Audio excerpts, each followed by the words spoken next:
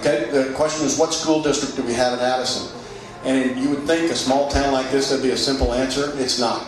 We have 2 public school districts. The vast majority of Addison is in the Dallas Independent School District. A very small portion, the most southern portion over by Brookhaven College, is in the Carrollton Farmers Branch Independent School District. But we also have 3 independent schools. We have Trinity Christian Academy and Green Hill School, and then a small kindergarten that are all very important parts. So we have actually, during the day at any given time, we have over 3,000 students, just 12th grade and younger, in Addison at any given time. So it's a very important part of our community. And we're excited about that. We're excited about finding ways to engage that community. And in fact, some of those kids have already wandered over and found our treehouse and found that to be a particularly exciting thing, and we're finding different ways to engage with that community. Okay, I believe someone, yes ma'am. I recently had the opportunity to visit the treehouse and was very impressed with what I saw there. And I was interested in perhaps if you could speak a little more specifically about some of the programs and services that are provided there that might be of interest to some of the entrepreneurs. Sure. First of all, the comment was very supportive of the treehouse, which we're delighted to hear, obviously, but the other is speak a little more specifically. And I'll touch on a couple things, but let me suggest that if you have an interest, the best thing to do is make a visit. Because the personal experience is much better than anything I could ever explain, and Orlando Campos here would be happy to make that arrangement for you. Because when I think of a treehouse, I really don't think of the architecture, although the architecture is leading edge and different and very much a part of an ecosystem that breeds good ideas and is a good ground. But what I think about is the energy. As soon as I walk into that building, my eyes could be closed, the energy, you can feel it. There's just energy of ideas and enthusiasm and passion and people working together. The workspace is very open, and you'll see people from 2 or 3 different companies working together on their various projects. There are mentorships available, there are mentee opportunities available. It's just really exciting. Collide Village has begun over there, and they just got a lot of energy and enthusiasm and people involved with it. So I'd encourage you to, that's not particularly probably helpful, but give you a touch base with Orlando or me afterwards, and we'll set up an appointment for you. Okay? Other questions? Yes, sir. I'm sorry? What are you doing to help startups and entrepreneurs succeed in Addison? Well, great question. What do we do to help startups succeed in Addison? Well, first and foremost, I hope that we create a very positive governmental environment. One of the things that we are very good at, as I mentioned, is talking about service, but helping someone get started with a business. Well, this isn't necessarily an entrepreneurship example, but it's an example of what we can do. Methodist Hospital came to us about 4 years ago and said, we want to build a new hospital in Addison, and we want you to write us a check to do that, as an incentive to do that. Well, Orlando doesn't have a very large incentive package. It's very small. He's always complaining about his budget, so I know it's very small. And what we do instead is provide an environment where we can help businesses get in business quickly and be successful quickly. We have an outstanding inspection team, so they took that Methodist Hospital opportunity. We didn't write them a check. Instead, we said, hey, we'll put our inspectors on duty 24/7. Whenever you need part of your construction inspected, we'll do it and we'll get you in business. They went from plans to open serving customers and clients and patients in 10 months in a brand new hospital. They were exceptionally impressed with that. So that's like writing them a check, because it got them taking care of patients sooner than if we hadn't done that. So we combine that with something like the Treehouse, that's an environment where ideas can flourish and take root, and we put those together, wrapped around that with great service at every level, and we hope that that creates an environment for new businesses to begin, to grow. Bottle Rockets, I know you heard from them last month. Calvin's business started in Addison with just a few folks. He's moving in this week and next week into his third location in Addison. He's going to take 2 full floors at the Aberdeen building. And by hopefully the end of 2015, he's going to have over 200 employees.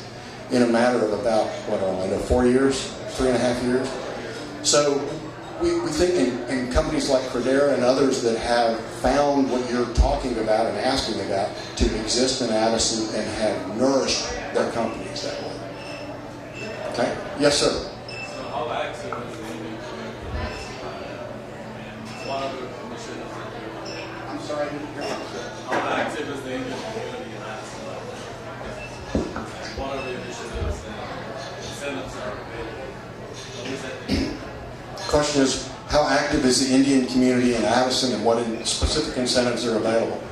And with respect to the Indian community, I frankly don't keep track of which are and which aren't and numbers in that regard. We like to think of Addison as a very welcoming environment, and the fact that you all are here tonight and being supportive, I think, is a great example of that. In terms of specific ethnicity flag incentives, we do not have any. The few incentives that we have are directed more at specific, creative, innovative kinds of businesses that bring a high-end, intellectually sophisticated employee. The incentive agreements that we've done have focused on generally the creative, financial sector, technology sector, and they have been very effective. We have to be really very strategic with those because, really, I joke with Orlando, but we really have such a limited budget. Our approach has been, rather than have this huge economic development budget where we write a bunch of checks, we've decided, look, let's have a high level of service and take those checks, and instead of writing a bunch of them, keep the tax rate really low so it's attractive, not only to come to Addison, but to stay here. And we found that to be very effective. Orlando's filling up office buildings left and right. Our restaurants are flourishing. The hotels are growing. So that strategy seems to be working.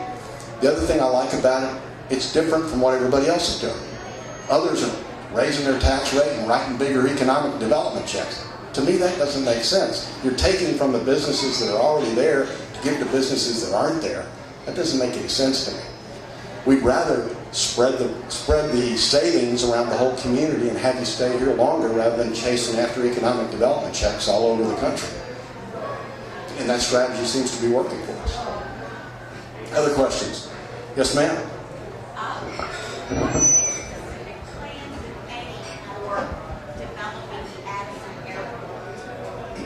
I really appreciate that question. The question is, what are our plans specifically for developing the Addison Airport? And as you may know, if you've been around Addison for a long time, that airport's been here a long, long time, well over 50 years. It was really one of the first things that put Addison on the map. It was built in the early 1950s. And really, from the 1950s until about 2012, that airport did a pretty good job. But it languished. It didn't have a strategic plan. So the council and staff worked together, and we just completed a strategic plan for our airport, and we've taken that airport, embraced it into our economic development strategy and plans, and we're really excited about that opportunity. It's really been one of those diamonds in the rough, and it needed a little polishing, and we're polishing it up. And just recently, in fact, last week or 2 weeks ago, the council authorized some infrastructure funding to build a brand new hangar out there, a $3 million hangar, which is, again, some of the first construction we've seen in our airport in a long time. But we feel like with the right amendment going away for Love Field, that those charter services and those folks that own jets, they're not interested in waiting in line at Love Field. We feel like, come to Addison, you don't have to wait in line. There aren't any commercial carriers you're going to compete with for runway space. Come to Addison. So we're excited about that. We're already seeing some early success of that, and we'll be building on that. So thank you for a great question. Others? Yes? Just to follow up on that, I'm just curious because the airport's landlocked with the Whole Bay and other businesses surrounding it. How much room for expansion is possible? Her question is, how much room for expansion is there for our airport? And we're landlocked. There's very little room for direct expansion, but we've got some opportunities. Some of the aircraft space that we've had and currently have is being used for non-aircraft purposes. We have 19 used car dealerships in Addison. About half of them are located in or around our airport. because warehouse space is pretty much what used car dealerships need now rather than display space, because they display on the internet. So what we're doing is gradually evolving away from those tenants that are non-airport related. That's an important opportunity for us. The other thing we've done is we've utilized technology to expand the capabilities of our airport. We just completed a very expensive extension of our runway without extending the runway. So how the heck that happened? Well, we used technology, a thing called EMAS, which we put at the end of our airport. It was really an impressive construction project. What it amounts to is if a plane lands or is taking off and exceeds the end of the runway, rather than crash into what are now rail cars at the south end of our runway, it runs into this stuff that, and I'm not very technical on this, but it's like concrete that the front wheel falls through, or the wheels of the plane fall through, so it slows the airplane down before it crashes into something at the end of the runway. And that has extended the use of our runway, so we now are able to handle larger airplanes with larger fuel and larger ranges. So by utilizing a little bit of technology, we've extended the capabilities of our airport. So we're having to be creative, innovative, spend a little bit of money, but since we are landlocked, we have to think that way. Just like entrepreneurs don't have the luxury of just walking in and hitting the cash register and a bunch of money pops out and you go do something. You have to be creative about what you're doing and using and find different resources to get your objectives met. Okay, I think we have time for maybe one more question. Anybody else? Nobody else? Okay, well, we timed that great. Yes, sir. Think about how is Addison actually trying to get more and more corporate headquarters situated. Well, one of the things that we do in terms of attracting headquarters is Orlando networks extremely well with other business development professionals, with the state of Texas. We are often in contact with the state of Texas that has developed prospects from around the country, particularly Illinois and California recently, that are looking at opportunities around Texas. Addison, because of our great location, because of the things we've already talked about, and just generally the North Texas region is very hot. We have those opportunities. In terms of aggressively going out and doing that, I knock on a lot of doors, Orlando knocks on a lot of doors. So we're at it, but with a very strategic approach. Not a shotgun approach, but more a rifle approach where we've targeted certain industries that we know are a good fit for Addison. So those are the industries we're going to go out and prospect with a little bit, and then network in the community to spread the word. And again, that's been working very effectively, much to Orlando's credit, and we've been very successful with that. So we're going to continue to refine that process, get better at it, and put more energy into it. Okay. Well, again, thank you for the opportunity of being with you tonight. I really appreciate the opportunity. I'm very proud to be here, and I really want to not only wish you all a special holiday blessing and greeting, but really congratulate you again for what you're doing. You really are the engine of the American economy. So we're so proud to be supportive any way that we can be. Please don't hesitate to call on me for anything I can ever do to be helpful. But again, happy holidays. Thank you. Mayor, I want to thank the mayor for such a delightful speech.